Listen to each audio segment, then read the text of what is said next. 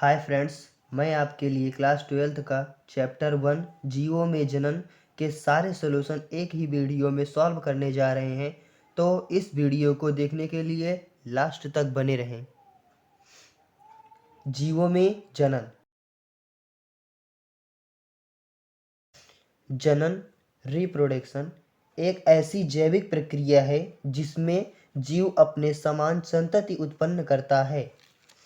जीवन काल life span जीव का जन्म से लेकर उसकी प्राकृतिक मृत्यु तक की अवधि या काल को उस जीव का जीवन काल कहा जाता है। कुछ जीवों का जीवन काल निम्न है। इन जंतुओं में कितना किसकी आयु है ये दिया गया है।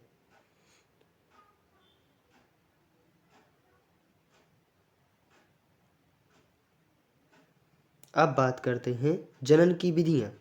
जीवों में मुख्य रूप से जनन में दो विधियां पाई जाती हैं।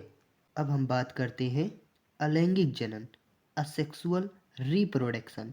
इस प्रकार के जनन में केवल एक ही जीव या जनक भाग लेता है। इस विधि में वयस्क बनने के बाद जीव अपनी हूबहू प्रतिलिपियों के रूप में संततियां उत्पन्न करता है। अतः जनक तथा संततियों के बीच आनुवंशिक पदार्थ एवं लक्षणों में कोई अंतर नहीं होता है। अतः इस विधि द्वारा उत्पन्न संततियों को क्लोन कहते हैं। यह जनन तीव्र दर से होता है। इस शरीर में विशेष प्रकार के जननांग होते हैं। शरीर की सामान्य दैहिक कोशिकाओं से भिन्न प्रकार की दो अगुणित हैप्लॉइड कोशिकाओं का संयुग्मन लैंगिक जनन की आधारभूत प्रक्रिया होती है। इन अगुणित कोशिकाओं को युग्मक कहते हैं। युग्मक प्रमुख जननांगों अर्थात जंतुओं की जनन कोशिकाओं में विशेष प्रकार के अर्धसूत्री विभाजन से बनती हैं। इनके बनने की इस प्रक्रिया को युग्मक जनन गेमेटोजेनेसिस कहते हैं। संयुग्मन में भाग लेने वाले दो लैंगिक कोशिकाओं भिन्न प्रकार की होती हैं। एक नर युग्मक कोशिका तथा दूसरी मादा युग्मक कोशिका।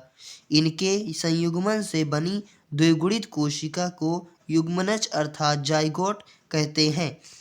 इसी से नई संतति का प्रारंभ होता है। इस विधि से बनी संतति माता पिता से थोड़ी भिन्न दिखाई देती है। अगला है लैंगिक जनन, सेक्सुअल रिप्रोडक्शन। जिस जनन प्रक्रिया में दो जनन भाग लेते हैं उसे लैंगिक जनन कहते हैं। पहला है अलैंगिक जनन। इसे एकल जीव जनन भी कहा जाता है क्योंकि इस प्रक्रिया में केवल एक ही जीव भाग लेता है। अलैंगिक जनन की विधियां। इसकी निम्नलिखित प्रमुख विधियां हैं। फर्स्ट है द्विविभाजन, बाइनरी फिजिशियन। जनन की यह विधि प्रोटोजोआ संघ के जीवों में प्रमुख रूप से पाई जाती है। इस संघ के जीव एक कोशिकीय होते हैं। द्विविभाजन के समय इन जीवों का शरीर सूत्री विभाजन द्वारा दो समान गुणों वाली संततियों में बंट जाता है। इस प्रकार संघ प्रोटोजोआ के सदस्यों की प्राकृतिक मृत्यु नहीं होती है, परंतु पृथक जीव के रूप में इनका अस्तित्व समाप्त हो जाता है। उदाहरण यूग्लिना, अमीबा आदि। ये है इसका फिगर।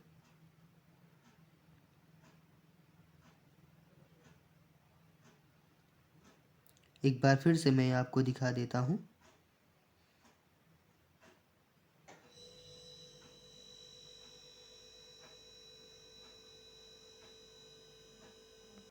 नेक्स्ट है बीजाणु जनन, स्पोरुलेशन। बीजाणु एक कोशिकीय पतली भित्ति युक्त संरचना है। इनके अंकुरण से नए पौधे का निर्माण होता है। मुख्यतः कवक एवं शैवाल में बीजाणुओं का निर्माण होता है। उदाहरण यूलोथ्रिक्स, शैवाल में बनने वाले चल तथा अचल बीजाणु व पेनिसिलियम कवक में करड़ा आदि।